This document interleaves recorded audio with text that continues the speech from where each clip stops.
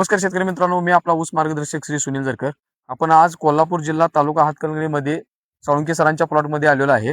तर उत्कृष्ट पद्धतीनं त्यांनी रिटायरमेंट नंतर पण शेती खूप छान पद्धतीनं करतात. तर आपण पाहू शकताय त्यांचं लागण कारखान्याला गेल्यानंतर अगदी योग्य वेळेत त्यांनी जशी कामं केली ते सर सांगतील आता.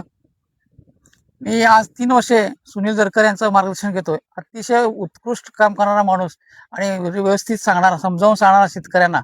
तर आज माझा लावण गेल्यानंतर मी पालाकुट्टी करून घेतली, मंचर करून घेतलं आणि उद्या बगला मारायचं काम आहे.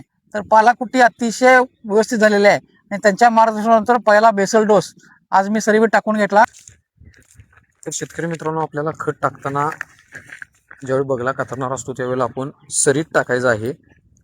भोंड्यावरती अजिबात टाकायचं नाही, का तर ऊसाच्या मुळ्या हा भोंड्यावर नसतात, खाली असतात. तर बरेच शेतकरी मित्र डायरेक्ट भोंड्यावर टाकतात व माती लावतात. तसं न करता खाली सरीत असं खत टाकायचं आहे. आता तुम्ही प्रात्यक्षिक पाहत आहात, असं सरीत खत टाकूनच बगला कातरायचे आहेत आणि उद्या बगला मारायचं काम होणार आहे.